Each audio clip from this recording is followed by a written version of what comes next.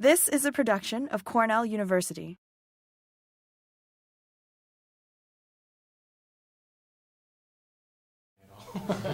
So again, my name is Daniel Greenberg, and I'm founder and director of this organization called Living Roots. And what I want to do is really briefly talk about what are ecovillages, these sustainable communities that we work with.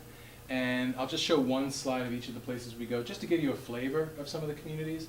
And then I really want to talk about why we believe ecovillages and sustainable communities make ideal campuses to teach about sustainable community development. And I'll do a comparison between ecovillages and academia. So, and I usually start off with some big picture stuff, state of the world, climate change, peak oil, carrying capacity, footprint. I'm not going to do all that because I'm just guessing. I'm assuming that I'm preaching to the converted here, that you all understand that we're living in a unique time, not just in human history, but in planetary history, right? Good? We're all on the same page there? Okay, so let's move on. I don't have to talk about the why so much. So there's a couple of ways into talking about what ecovillages are. If this thing will start working. You'll have to hang out close here. Why isn't that working? It shows me. Give me a second.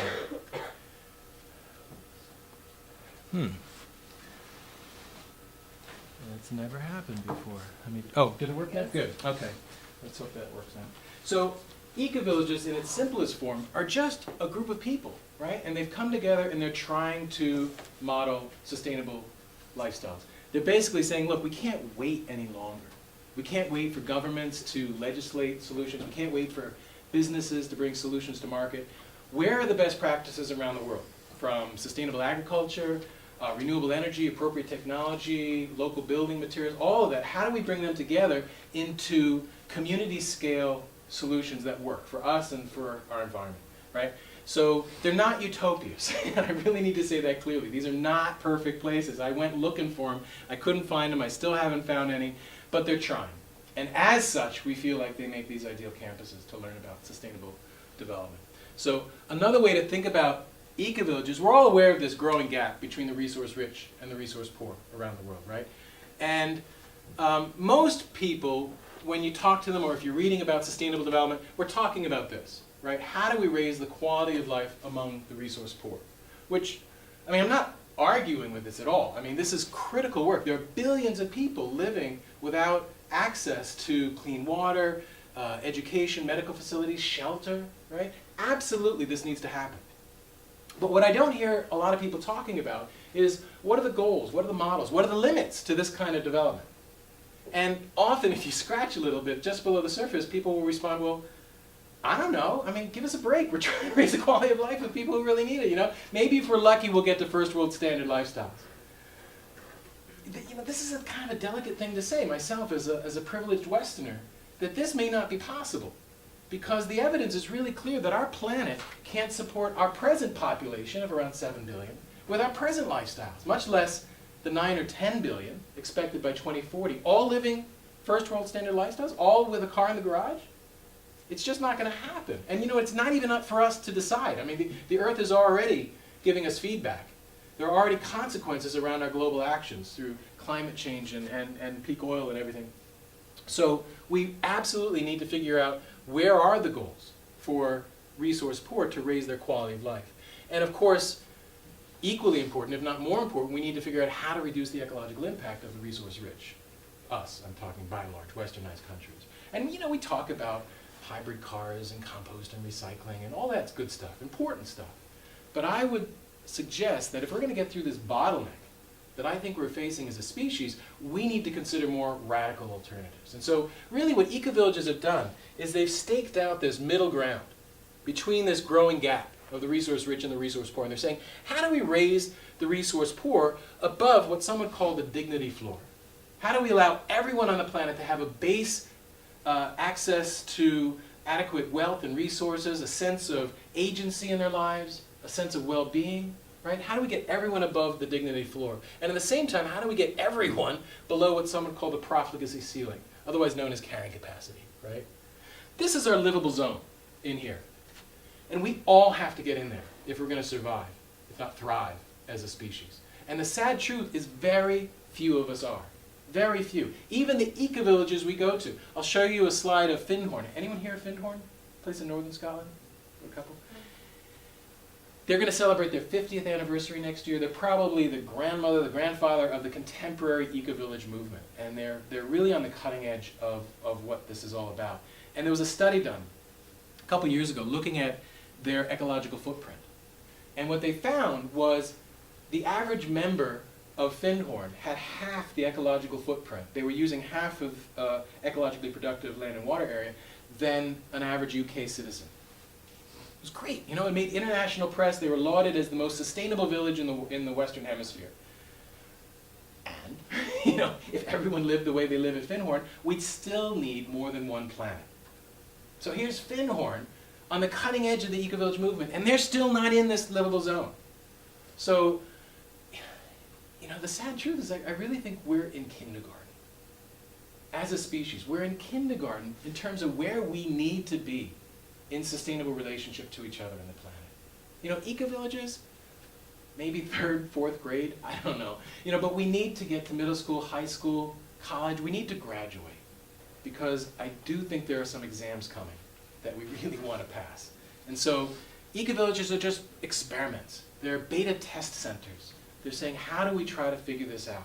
Because we're going to have to figure this out. So that's a little bit about eco-villages. Just really quickly about Living Roots. We're an educational nonprofit. We partner with the University of Massachusetts in Amherst, and we run these study abroad programs based in sustainable communities and eco-villages around the world. Some quick background. I actually was an undergrad at Cornell, and I started in electrical engineering, and then I shifted to psychology. I started teaching computers to kids at GIAC downtown, and I realized I like kids more than computers. And I started dreaming of creating a school for children in a community setting. And then I went to Minnesota to do doctoral work at the University of Minnesota, Minneapolis. And I ended up doing my doctoral thesis on children and growing up in communes, essentially, you know, intentional communities. And I studied the topic probably 2 years, sent out surveys everywhere I could find, read everything I could find, and then hopped into a Westphalia camper van with my then partner, now wife, Monique, and we traveled to about 30 or 40 intentional communities, communes around North America. And I swear, I think I learned more the first day I stepped foot in one of these communities than I did in those 2 years I had spent studying them. It was like, oh, now I get it. You know, suddenly I understood it viscerally. And then I had to do a school psychology internship for my doctoral program, and I rode around to communities, and Finhorn, this community in Scotland, wrote back, said, yeah, we could use some help with our kids, which they did. And so we moved there for a year, and it was an incredible experience, really amazing. And in the middle of that year, a friend brought over some college students from, I think it was Prescott College. And they were there for a week, maybe 2 weeks. But in that time frame, I saw each one of them like pop. You know, their lives were transformed in very much the same way that I felt when I started traveling to communities. And I remember waking up with goosebumps one night thinking, oh, this is why I'm here. It felt like on that level of purpose. How do I build this bridge between academia and these communities to help more people have this experience of connection, of interdependence, of community? And so that was back in '92. And so the last 20 years has really been about doing this. And I started directing a program to South India, to a community called Orville. I'll show you a slide of that. And then in '98 I left, and in '99 I started Living Roots. So it's been an amazing experience and blessing and privilege to be able to do this work.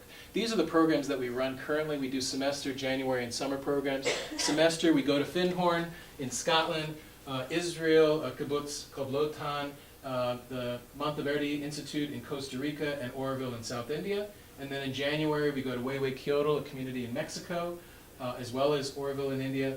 And then in the summer, we have programs in Peru, high Amazon of Peru, called Sachamama. A couple communities near, couple programs near the community I live near called Sirius, and Brazil, Ecocentric EPEC, and Australia, in Crystal Waters. And there's others that we're looking at. There are probably about 2,000 self-identified eco-villages on the planet. And there's many more that just don't self-identify that way. I mean, Sri Lanka, there's like 10,000 villages that are trying to develop sustainably. So it all depends on how you define them and where you draw the line. But to me, this is some of the most exciting news of the planet, that there are people just doing it. You know, how do we figure this out in community scale? So just to show you one picture of each of these places, this is the semester program at Finhorn in Scotland. Finhorn's way up here on the north coast of Scotland, right on the North Sea, about a half-hour east of Inverness, where the Loch Ness Monster is supposed to be. It's a good 10 hours from London by bus. And again, Finhorn's going to be celebrating its 50th anniversary next November. And there's about 450 people from maybe 30, 35 different nationalities. And what their motto is creating positive visions for humanity and the planet. That's what they're about. There's a saying, actually, at Finhorn that goes, work is love in action. Work is love in action. You know, the idea being, how do we raise our consciousness to the highest level possible? And then how do we manifest that in the world? How do we bring that into the world in everything we do? Whether it's harvesting beets, whether it's building a building, whether it's, you know, cooking a meal or cleaning a toilet. And it shows. You know, there's an attention to detail, a sense of aesthetic at Finhorn. And I know just being there, I feel uplifted. And it's just really nice to be around people that are really consciously trying to do that. I mean, check it out. This is their conference hall, and it was built mostly out of volunteer labor, but you can't really see probably from where you are, but the workmanship was exquisite.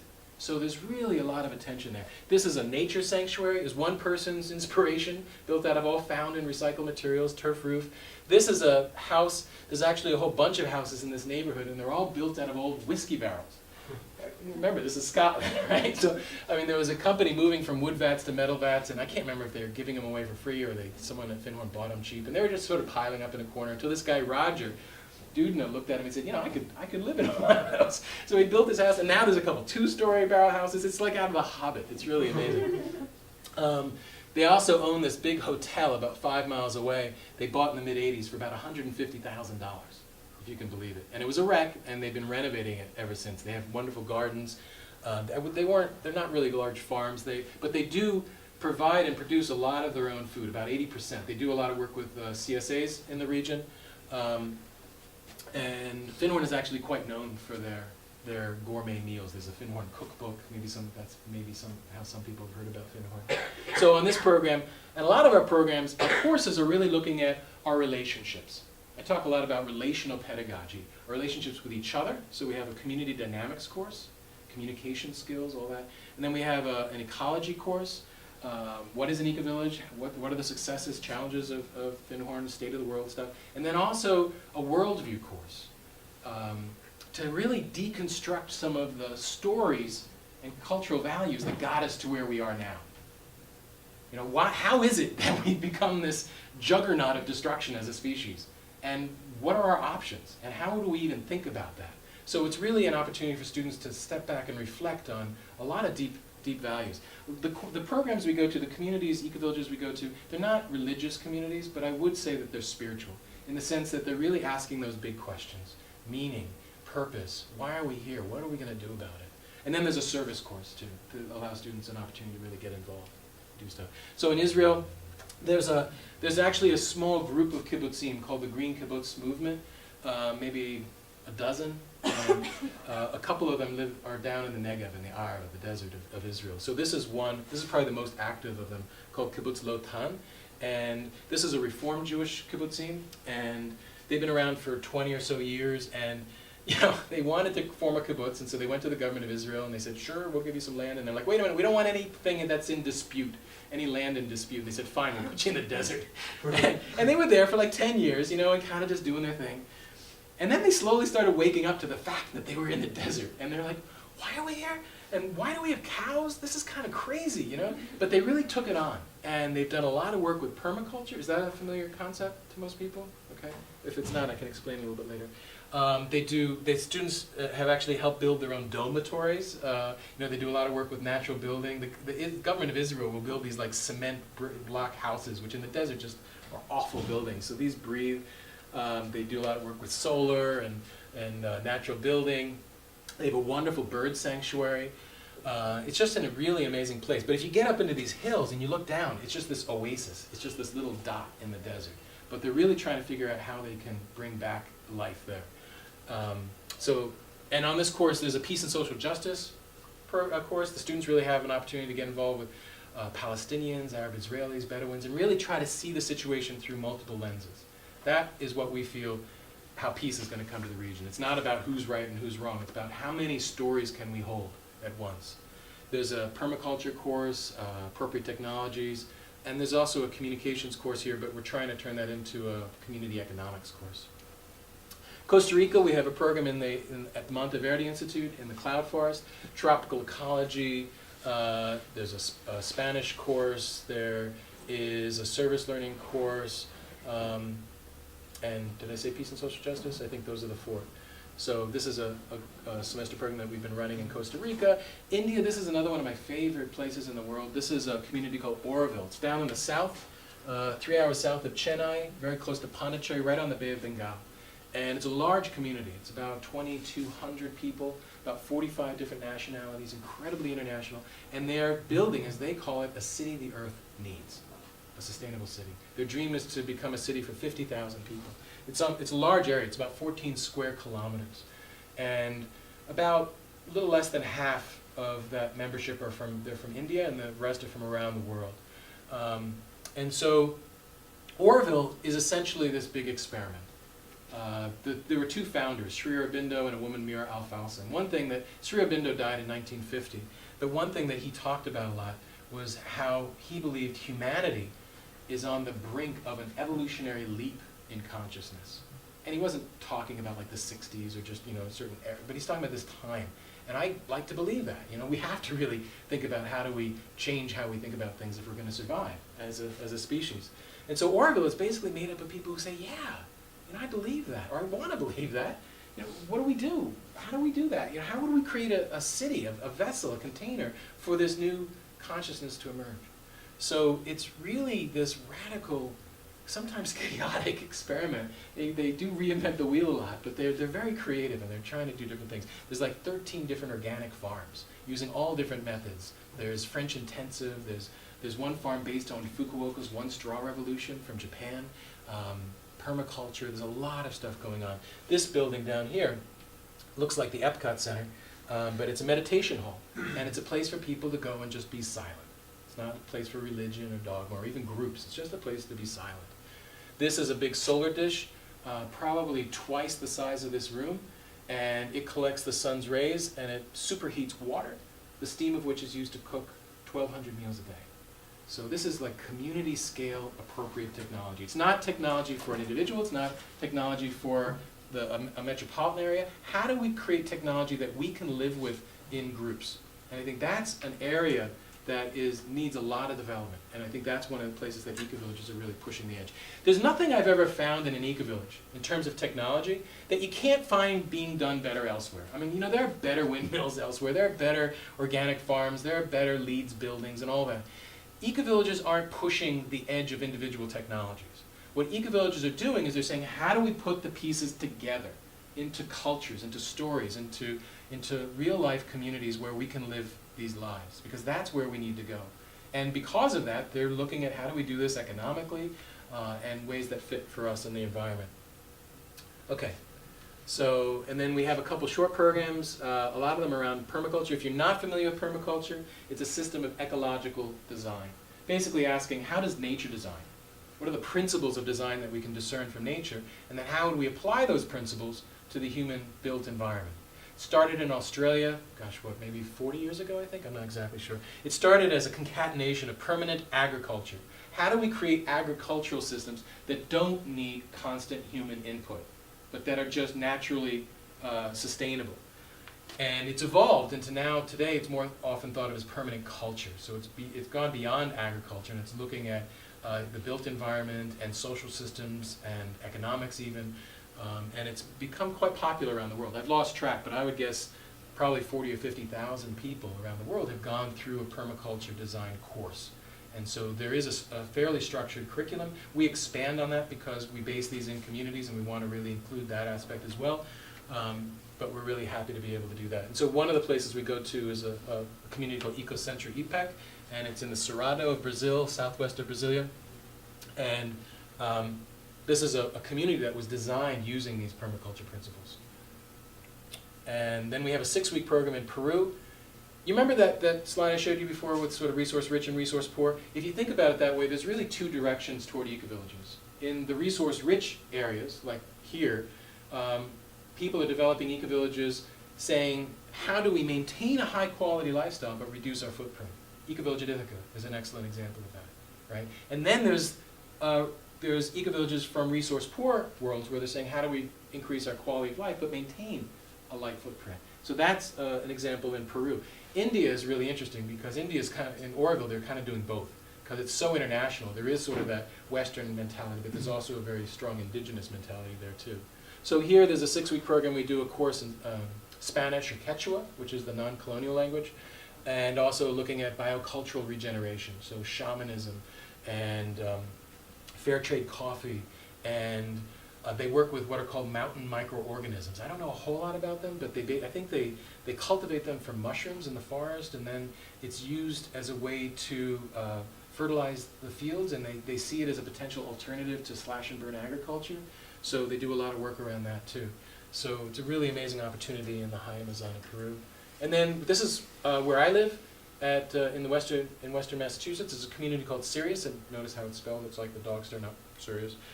And it's a spin-off of Finhorn. And so Sirius has been around 78, so what is that, maybe about 34, 35 years old. And it's a smaller community. There's maybe 20 members, but there's a larger, wider community around it of maybe 150. This is the community center, the backside with a wonderful greenhouse.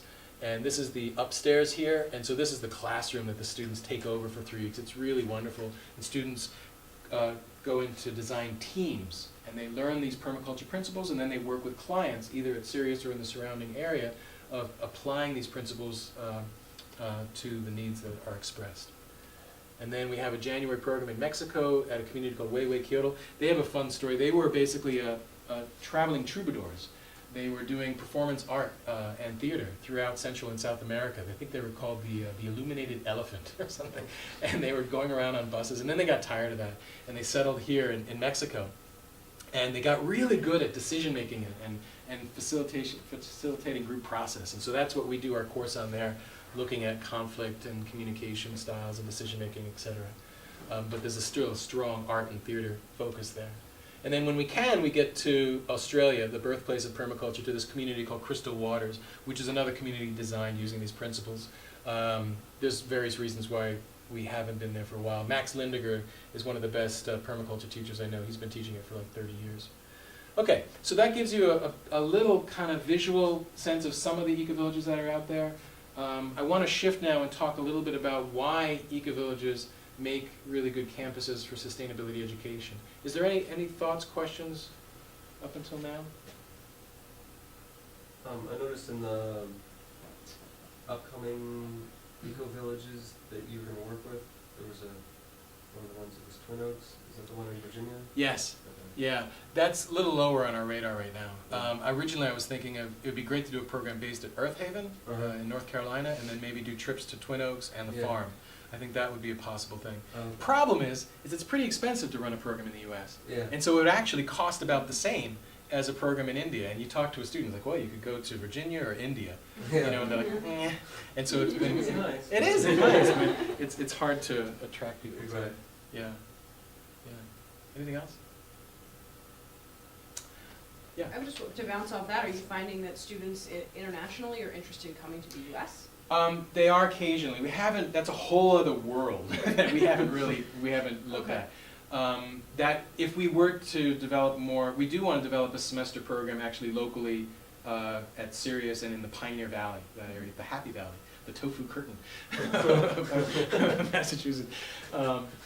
And if we were to do that, we were thinking both to connect more deeply with the 5 colleges, UMass Amherst and the 4 colleges around it, Smith, Mount Holyoke, Amherst, and Hampshire, thank you. And we thought maybe that would be a really interesting opportunity to attract international students to come to that. So, yeah. Anything else? Okay. So let's talk just for a few minutes, and then we can just open up for some discussion around what I want to do is sort of dissect the hidden curriculum between academia and ecovillages. And what do I mean by this? It's talked about in a number of ways. This guy, Chet Bauer, talked about the meta-narratives of the systems that we're involved with. You know, when you go to Cornell, you're learning a lot, hopefully, in the classes you take. But I would suggest you're also learning a lot from just participating in the system. There is a hidden curriculum that we learn just by being a part of groups and systems. So, I mean, simple things, sit up straight, pencil down, eyes ahead, don't cheat. All these things are rules that we learn by being part of the system. And so what I want to do is sort of make a comparison between what I see as some of those, the hidden agenda, hidden curriculum of academia versus ecovillages. And before I do that, I just want to say I'm really painting the ends of the spectrum here. So it may be a little provocative. I hope it is, and I hope you don't agree with everything I say. But I just want to put it out there, and maybe some of it will resonate and some of it won't, and we can talk about it, okay? So just to get into it, for example, academia is conventional, right? I mean, the basic structure of academia has not changed since the Middle Ages, yeah? You just walk around, and a lot of the structures of how things are here, things are slow to move. They're very bureaucratic. I know I felt that when I was at Cornell. Whereas ecovillages are experimental, right? They are laboratories. If something doesn't work, you just can shift on a dime. And so they tend to be a little bit more nimble about how to think about things and how to look at things. Okay, academia is hierarchical, right? I mean, power emanates from the president and provost down to deans and faculty, and students are at the low rung here, right? And it really is telling a story of power over, submission to authority. And so it's not such a big leap to be in an institution like this and then go out and say, well, we have to subjugate nature. We have to apply that story that I learned viscerally through participating in this institution to what I'm doing in the natural world, right?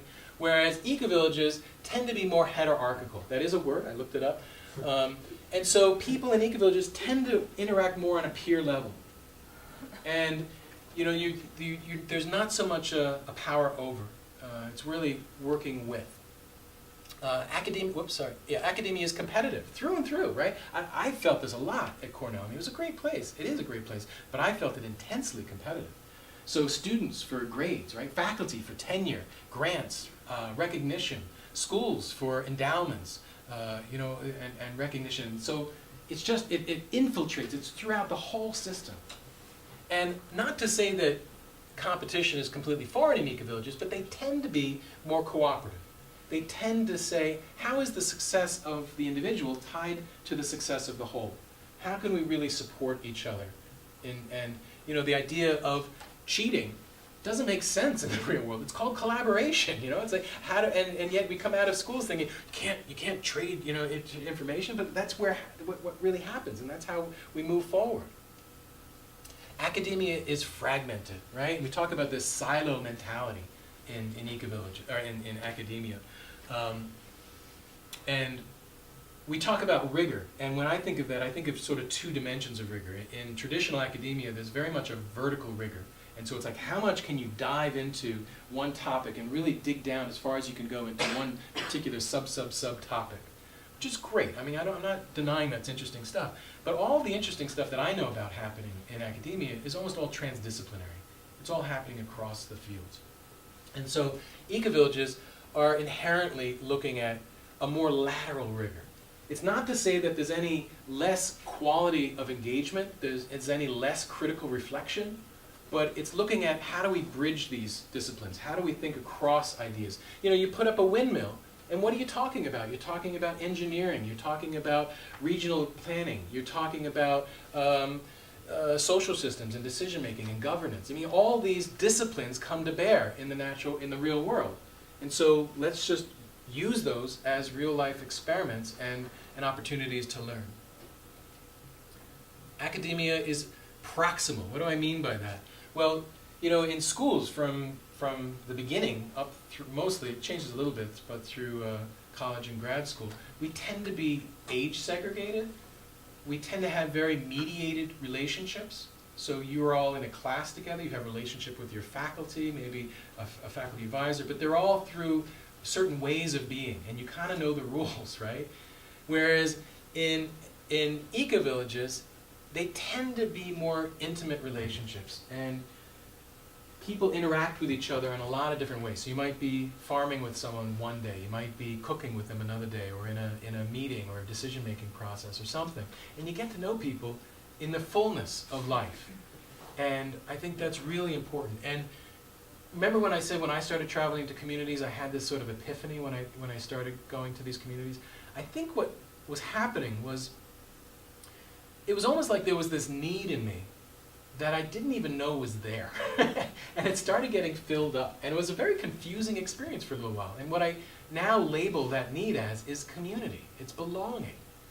And I really think that we have lost a sense of community, at least in the Western world. I think we've lost a sense of community so profoundly that most of us don't even think of it as something to strive for, to look for. You know, when I was at Cornell, you know, a lot of late night discussions around how we want to live our lives, what kind of parents we want to be, what kind of work we want to do in the world. And, you know, maybe you might even be making lists. Well, you know, what do you want to get out of life? And if you think about that, you know, what shows up on those lists a lot? Well, I want a good job. I want a loving partner, live in a nice house. I want opportunities to travel maybe, learn more. You know, all that's great. But the idea of belonging to a community, I mean, honestly, doesn't it sound a little old-fashioned? It's almost vaguely religious. You know, it's like, I don't know, it sounds a little scary. But really, you know, and a lot of people, when I talk about ecovillages, they're like, yeah, all right, but you know, they're really kind of weird. I mean, they are a little weird, I'll grant them. You know, they're irrelevant, they're marginal, they really don't have anything to say to our society. And when I hear that, I reflect back, I say, you know, I encourage you to take a step back and take a more evolutionary perspective. And remember that for 99.9% of our evolutionary history, we lived in community. We lived in tribes, right? I mean, this is in our bones. It's in our genes. We are viscerally wired to be social animals. And it's really only been since the Industrial Revolution that we've gotten away from that. Why? How?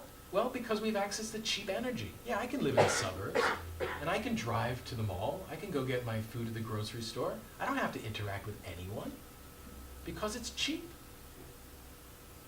But I think we've lost something profound in that. You know, and so when I started traveling to communities, it was like, wow, oh yeah, there's a sense of belonging. And that's what I see sort of wake up in the students that go on these programs too, or spend time in ecovillages. And to me, that's not just about a sense of well-being and happiness around thinking about community and belonging. I also think it's fundamental to the sustainability of our planet. I don't think we could do what we do to each other. I don't think we could do what we do to the planet if we fundamentally felt, I belong here, you belong here, that desert belongs here. We have to figure this out together. You know, if I had to boil this all down to one word, it would be interdependence. Actually, how many of you ever heard of Thich Nhat Hanh, the Buddhist monk? A couple people? Anything he's written is worth reading. Actually, let me get back to that because I think it's going. I'll mention it in a minute down here. So getting back to, well, let me just say, so community. I really think it's foundational, and it does exist in academia. You know, a lot of people come to college to have that sense of the academic community. So I'm not dissing that. I think that there's something valuable there. I just think there's so much more, and I encourage each of you, wherever you are in your lives, to be thinking about who's your tribe, you know, who do you belong to, who belongs to you? Because I really think we're moving toward a place when that's essential, and we need to be thinking about that. So, okay, academia, it's very theoretical, right? It's very armchair theoretician. You know, it tends to train people in their heads. I wrote a blog entry a while ago that if I had to choose blindly between two candidates to teach on one of our programs, and one was a master's level and one was a Ph.D., I'd probably choose the master's. And that doesn't make me many friends in academia. But the reason is that master's level folks tend to get the degree because they want to get out there and do stuff, right?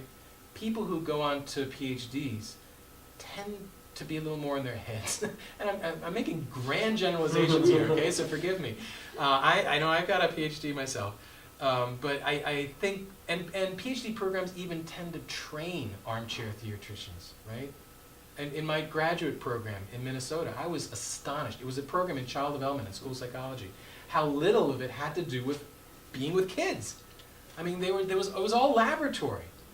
And it was crazy. And the best thing I did in my graduate program, besides my dissertation, was I got an early ed teaching certificate. And I actually went into the preschool and I worked with the kids. And all my colleagues were like, why would you do that? You know, it's kind of messy, you know? I'm like, yeah. But it was fun. So, I mean, I think there is this weird kind of separation between what we think of in academia and what is actually in the real world. So, what does it say? Is the meaning of life true, false, multiple choice, essay, or what, you know? Ecovillages are applied. If it doesn't work, you try something else. It's really about how do we bring this knowledge into real life. Academia is secular, so I'll get back to this concept in a second. So, you know, there's this idea, this myth of objectivity, that we can somehow study the world but not influence or be a part of it. And in Ecovillages, I use the word spiritual, but I know it's a loaded term, but I think of it in terms of the big questions. Again, why are we here, purpose, meaning? And to me, again, the word that I would use is interdependence, or better yet, the word that Thich Nhat Hanh coined, which is interbeing. Any of you hear that word? Interbeing. And I think it's a wonderful word. You know, the idea is like, how do we see the clouds in our textbooks? You know, how do we see it all connected together? If there's anything that science has shown in the last 150 years, it's that everything is connected. You know, and it's funny, I was at a conference a couple years ago, the ASHE, it's the Association for the Advancement of Sustainability in Higher Education, and I was at a workshop that was sort of an advanced level workshop, and it was called competencies, core competencies in sustainable education. So this was people who've been involved in the field for a long time getting together saying, okay, let's teach about sustainability. What are the core things we want students to come away with? What do we want them to know? And we got into tables and we started talking, and I was the first one to say something at my table, and I said, look, this is good, I think we should do this, but before we do it, I just want us to recognize that we're jumping into the what. And I think we should take a step back and reflect on the why. Because if we talk just about competencies and what we want students to know how to do, we're missing a huge thing, which is really about the why. There's a woman, Joanna Macy. Anyone hear of her? She was a nuclear activist, systems thinker, Buddhist scholar. Also, anything she's written is worth reading. She talks about this great turning toward an ecological age that we're in, hopefully, now. And she says there's three things driving this turning. The first are what she calls holding actions. This is slowing the bad, right? This juggernaut of destruction that we've become as a species. How do we stop all that stuff, from rainforest destruction and the Keystone XL, all this stuff? How do we slow and stop the stuff that's really hurting the planet? But something she said that was really powerful to me, she says it's not enough. And at that time, I think I was reading her when I was a student, and I was part of some of the activism here. I was arrested in Day Hall. We were doing shanty towns. We were trying to get Cornell to divest, and it was very much, you know, that kind of burnout kind of, we're just going to make the change happen, and we got to stop all this. And when I read that, it was like, wow, yeah, we need to do more. And the two other things, she says, we need to create new. We need to create new institutions across the map. We need to create new economic institutions, new educational institutions, new forms of community, new ways of learning. All of this we need to recreate for a post-oil, post-carrying capacity world. Because if we don't create the new, we're just going to go back to the bad. But the really powerful thing, she said, is even that's not enough. She said there's one more thing that really drives it all, and that's really worldviews, stories. How do we think about who we are? And so for me, it really comes down to this idea of interbeing. And I actually think it's something we can all get behind. And what I was astonished at is getting back to that table, that round table where we were talking about core competencies, is I shared this. I said, really, for me, the why is we're all interconnected. We have to come from that place. And the guy across the table from me looked at me and said, yeah, you know, that's all good. But really, that's your value. You know, and I don't think we should be teaching our personal values in education. And I was like, you know, I mean, these were like the elite of people working in sustainability in higher education. And he thought interdependence was just a value. And I was like, whoa, we really are in kindergarten. There's a long way to go. But so I get flack for talking about spirituality. But I really think it's core. Because I think this is how we need to reorient what we teach. and really look at how are we connected to everything around us. Okay, almost there. Academia, large footprint. I barely need to say this, right? I mean, you just walk around Cornell and it's like, whoa. And you know, the elite colleges, universities, they've got to have their expansive lawns and their cutting edge science facilities and all that, and that's all fine. But we also need to recognize what it actually does to the environment. And Cornell's doing some great stuff around sustainability. And I had dinner with my friend Dan Roth the other day, who's doing great work here. But really, Ecovillages start from this. They say, how can we live a light footprint from the beginning? This is, I showed you the nature sanctuary at Finhorn. Last but far from least, academia I tend to find is fairly problem-oriented. And I think it's changing, but I know that even just maybe 10 years ago, there were lots of environmental studies and science courses that were basically litanies of the problems in the world. And I can't tell you how many students have come to us kind of overwhelmed in grief. Sometimes they're almost numb because they're like, I get it. You know, I've read the books, I've seen the movies, I understand what's going on. And no one's talking about what we're going to do about it. And for many students, the only way they can deal with that is to shut down because it's too big. It's like, wow. You know, so to be able to see communities that are actually working toward solutions, working toward a place that we can actually live well and happy together is just such a breath of fresh air. I mean, it was for me, and I think it is for students as well. So, and I honestly don't think the world is going to shift towards sustainability out of fear. I mean, we all know what's going on. There's a lot of scary stuff in the world now. And I honestly think we're sort of approaching a fork as a species. On one path, there's the bunker mentality, right? This is the predominant story of our culture, of certainly nations, that we're going to protect our own, we're going to get our bomb shelter, we're going to put food there, I'm going to get my guns, and I'm going to, you know, have my boundaries. If you come and you try to get what's mine, I'm going to get you, right? I really think that if we go down that path, we will go extinct as a species. But I think there's another path, and that's the path of community, the path of compassion, of generosity. You know, and I think if we go down that path, that's where I think this could be the most exciting time for humanity. I really do. That these aren't perfect solutions. We're in process, and I think that ecovillages and sustainable communities are just trying to push that envelope. And for me, being a part of that has been incredibly fulfilling, and I find that for students as well. Okay, that's basically it. We got some time, I think, yeah? So let's talk. I mean, you can take this information down. I've got things. If you want to be on our mailing list, I can put this around. It's kind of anticlimactic, but we send out newsletters and stuff. But really, let me actually go back here, and let me actually also, I'll get some brochures. So yeah, I mean, we can ask some specific questions if you guys have questions about the talk, but If people want. yeah, we'd like to do a sort of group-oriented discussion. You know, if you're shy, raise your hand and we can get you in there. If you're shy, speak out. Yeah, you know, this is really for everybody. So I guess, are there any questions now, first of all? Anna. That's amazing. You're very good. I already know. Well, I was living in an intentional community in West Virginia, and definitely can feel you on the Where kind of was that? awakening. Wasn't Gesundheit, was it? It was Claymont Society. Okay. Where's that? But something, it's in Charlestown, not Charlestown. Okay.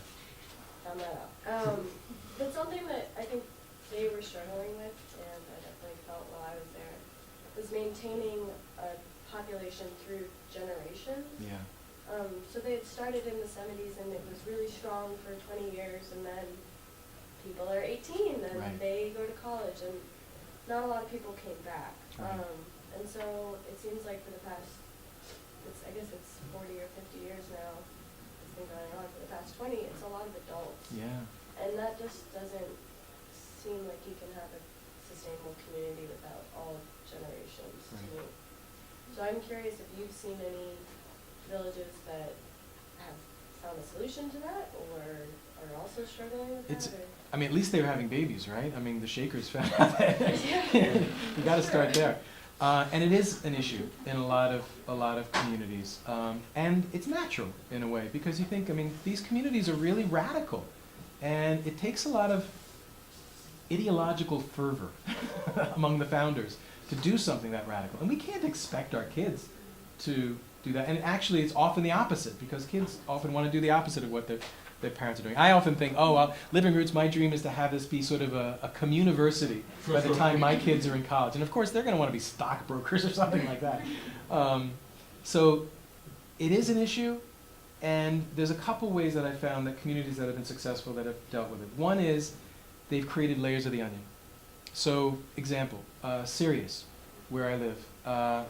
My wife and I were members for a year, and then what happened? We had kids, and I started Living Roots. And to be a member at Sirius, you have to give 8 hours a week of community service and go to the Thursday night meetings. And it got to be a point where my wife, Monique, was saying, you ain't going to those meetings anymore.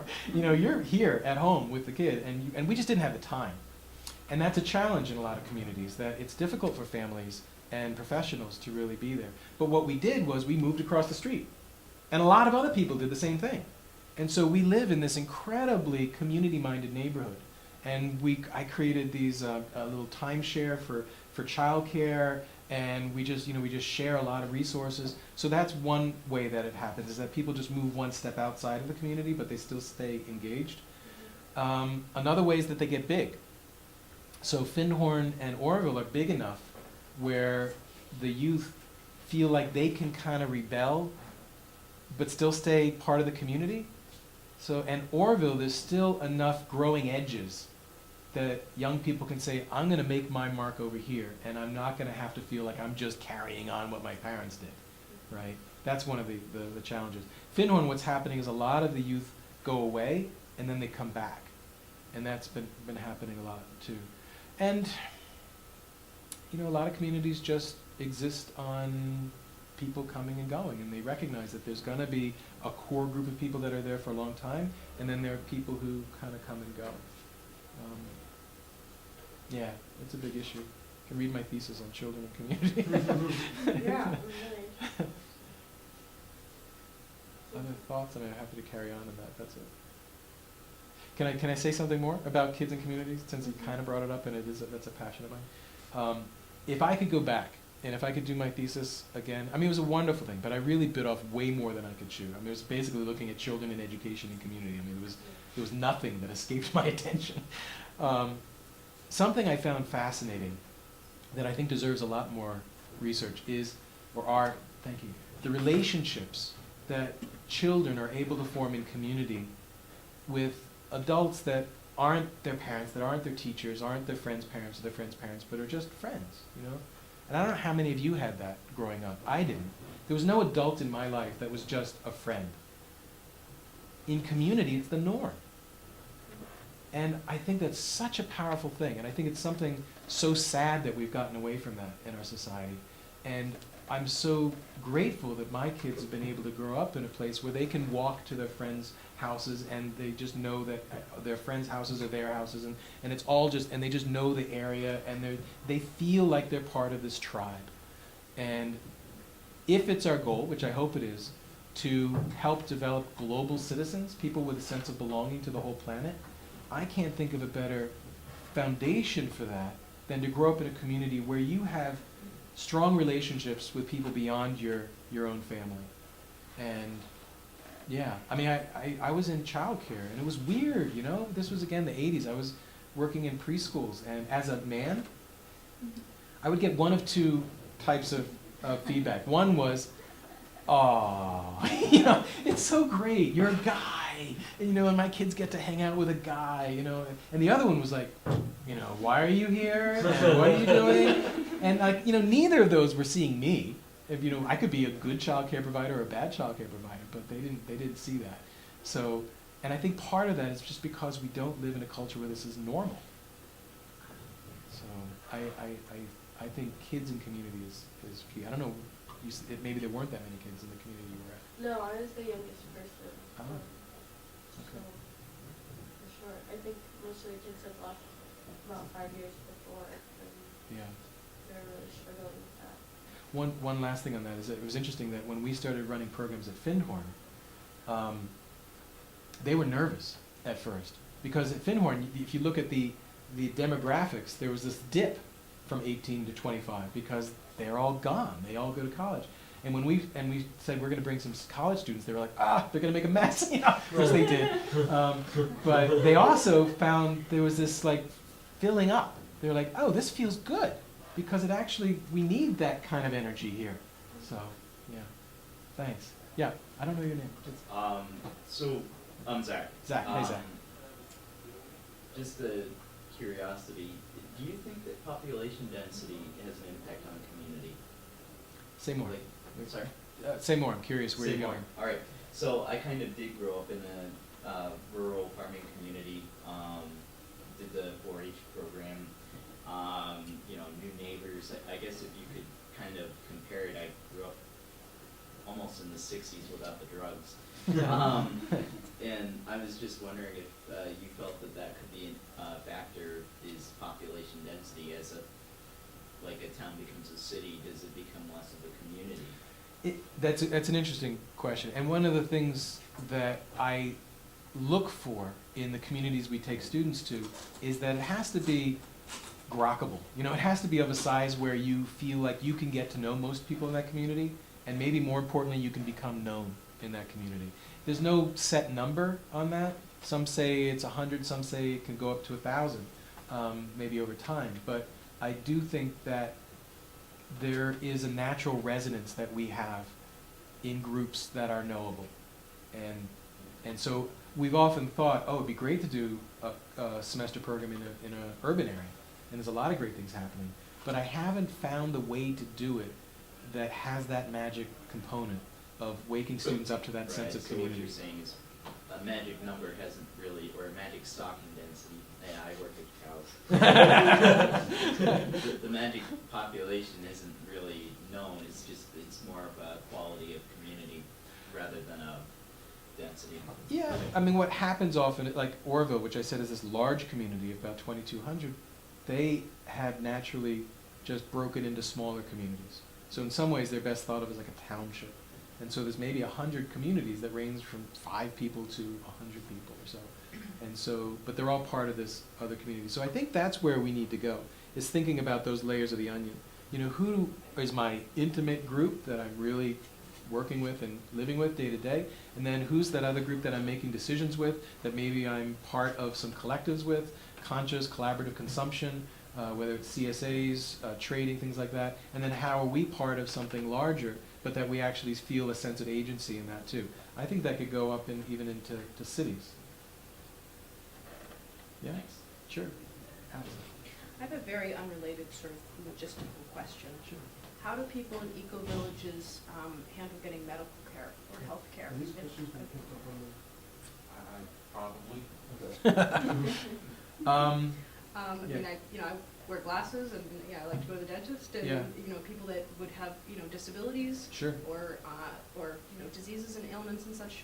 How do they get access to that? I mean, these are rational people, and they're pragmatic. So, I mean, we're not expecting every eco-village to have a hospital, an airport, and so there are often health facilities in at least the larger communities, and even the smaller ones. You kind of know who to go to. Right. I mean, my wife is a midwife, and so people know things around that, or homeopathic and things like that. So there's a lot of just local wisdom and knowledge, but at things like that, yeah, they go to the doctor, they go to wherever they need to go. Take care. And that's the world we live in.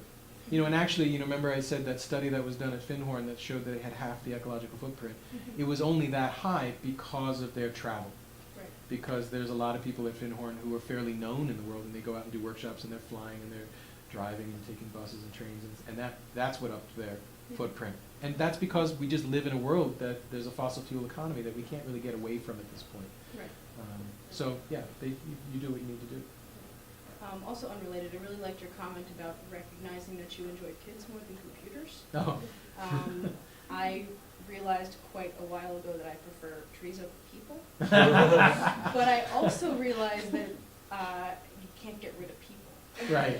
So Or I'm trees. balancing my own perspective on life and what's right for me as a person and Yeah. my ideologies and et cetera, and realizing that what I would like to start focusing on is the short list of things that I don't agree with, and learning how to somewhat capitalize off of them. How do I take that negative energy of, hey, I don't really like people, but I like trees? Well, why not teach young people about trees? It's, you know, Yeah. just sort of taking a different stance on it. Wow.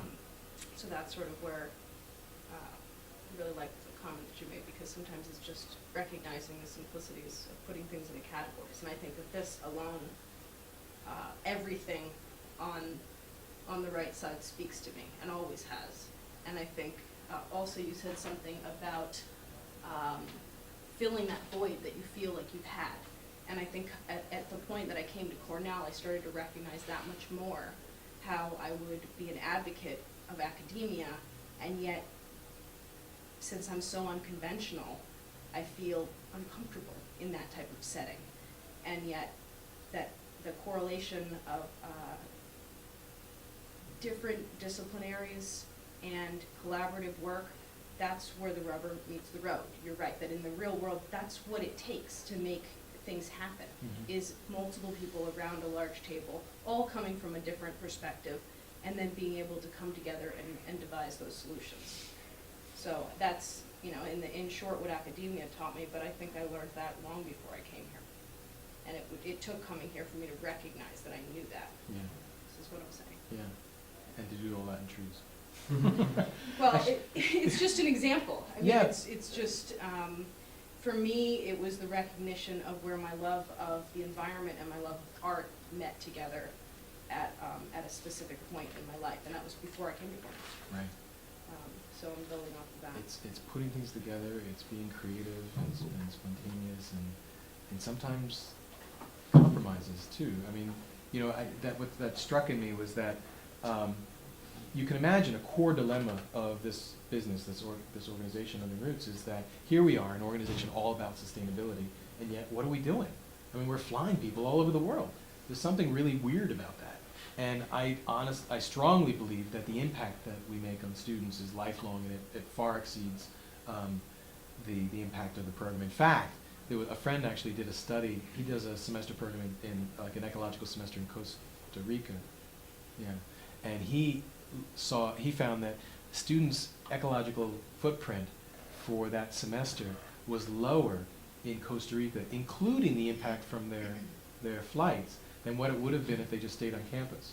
So that's like, you know, I mean, that's not true of all the places, but it's a big way to go to India. But once they're there, they're living very light lifestyles. But one of the things that we've done is we have always been committed to measuring and reducing and somehow,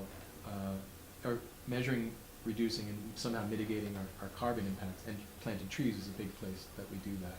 So tree planting is a strong component in all of the programs, and really connecting with trees. There was a cyclone, did I mention this, that went through India recently? Did any of you see this?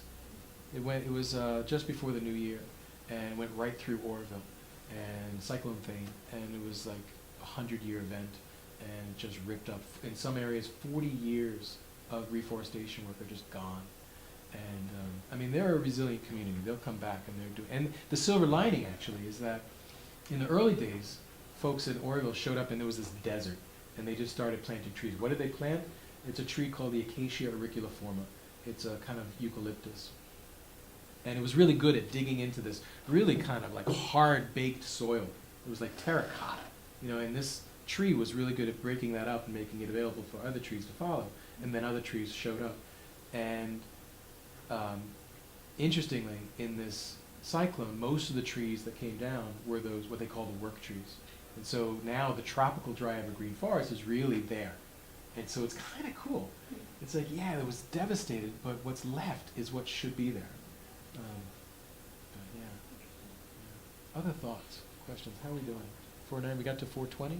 Or less? 4:15, maybe a I couple think minutes? there's some people that are coming in. I'll probably start. public All right. lands and Okay. So this is a great presentation. I want to thank. That you don't see much anymore. Okay. And this also came out of that ideological fervor of the founders. You know, Mhm. they had these big dreams. Yeah. They're saying, wait a minute. And this is also true at Twin Oaks, which you were mentioning too. They were modeled themselves after the kibbutzim. Right. And they said, well, just because you have a kid doesn't mean you're going to be a great parent. Mm-hmm. So why don't we find the people who are really good with kids and have them raise the kids, right? I mean, there's something theoretical that makes sense, Yeah. but practically it didn't work, you Right. know? I mean, to separate that bond between children and parents. And so it maybe lasted a generation or two, but you don't find that anymore. But in terms of that question of too much community, Mm-hmm. you know, I mean, communities are made up of people. Right. And there's all different types of people. And I find there's often continuums in any community. One of those continuums I find is that on one end, there's the people who are saying, look, I don't care how long it takes. I don't care how long we sit here. We're going to work this through. We'll be up all night and we're going to come out with a decision, you know, and just as long as we all feel good about it, right? And then there's people on the other end of the spectrum that saying, I don't want another damn meeting, you know. Yeah. I just want to go build something, all right? You know, and people exist on those ends of the spectrum, and they often butt heads. Right. You know, another spectrum I find is that there are people who come to a community because they like it just the way it is. I don't want to cut another tree. I don't want another member. I think this is perfect, right? And then there are people, and I'm one of them, you know, who come to a community and kind of see it for what it can become. Yeah. You know, it's like, oh, we can kind of clear this area, we can create a whole new nucleus over here or whatever. And we butt heads, you know? Yeah. So it's just natural. There's a saying, there's a Japanese saying, that if you want to clean potatoes, one of the ways you do it is you put them all in a pot of water and you shake. And just by rubbing each other, they clean each other. And people are like that, you know? And I've been very grateful to see when sometimes someone comes into a community and they have some sharp edges, you know? Mhm. They have very strong opinions. It's got to be this way or the highway or, you know, and over time, it's wonderful to see them kind of soften a little bit and round and kind of, you know, their communication skills improve. And to me, that's a real fundamental value of living in community, is just that rubbing and kind of pissing each other off too, Mm-hmm. is really helping us become more resilient and understand how we can communicate and take others' needs and values into perspective. So it's a challenge, Yeah. but I do think there probably is a place of too much community. I mean, we haven't even talked about, I mean, you could go to the spectrum of talking about cults or what does that Right. mean? And, you know, some people, when the students come in our program, I often ask them, it's like, how many of you, in just the whole application and set up to this process, someone said to you, oh, you're joining a cult? And almost all of them raised their hand. And to me, it's an important question, Yeah. but for me, a cult is really about a mindset of restricting individual growth and freedom. Mm-hmm. You know, you have to think this way, and you know, it's taking away freedoms and all that. And the programs, the communities we go to, it's all about nourishing growth and freedom, and saying, how do we support you become who you want to be? And so there really is and also cults are very unfortunate when they show up in the form of community, but they can also just as easily show up in a boardroom, Right. Microsoft or you know, military. I mean, come on, schools. I mean, the cult. We should always be on the lookout for the cult mentality, Mhm. but it can exist in many areas in our lives. I don't want to end on that. So someone ask Have me any questions? one more question. I don't know if it was on your paper, so you might have. That's fine. I'm happy to talk Do about you it. have any experience with any communities that have a specific, strong focus on agriculture? I guess I'm thinking like, was the Camp Hill Village, Steiner, Biodynamic? Yeah. There's Camp Hill. They're all over the world. Where I used to live in southern New Hampshire, high mowing, and there's a whole Camp Hill type place there. Is that Almost associated with high mowing seeds? no. Oh, I don't know. I don't think so. Okay. No, it's actually a boarding high school, but there's Okay. also, I can't remember the name.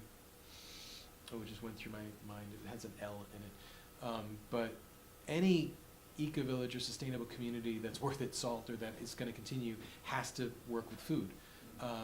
Serious, we are challenged because we're on a hilltop, and so very often you dig down a foot and you hit bedrock. And so we've been building up the soil using permaculture methods, but we still produce maybe 30 or 40% of our own food. Finhorn, again, does a lot more, but it's not just its own gardens. They work a lot with surrounding regions.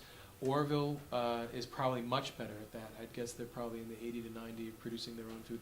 And another important point to make is that a lot of people think, oh, it's a goal of all ecovillages to be self-sufficient, right? To be able to kind of do their own thing. That's not been my experience. In fact, it's really the opposite. Ecovillages that we bring students to are very porous, and they see themselves as catalysts in the region. How do we help farmers in our area become more organic?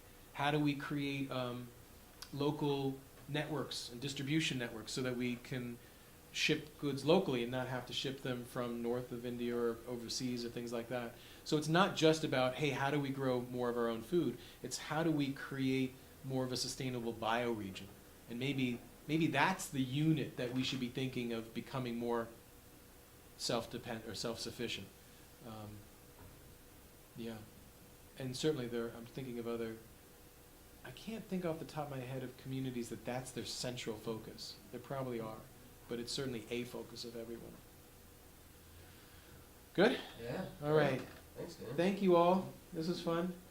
Yeah, I'm going to be talking at Alice Cook at 7 o'clock, if you know anyone who's interested. So. Did you ever get a hold of the Eco House? No, I didn't. I didn't even remember them until you just said that. Last time I actually stayed there. Oh. I just spoke at the Eco House at SUNY Geneseo yesterday. So I'm Okay. thinking, yeah, no, that's different. Yeah.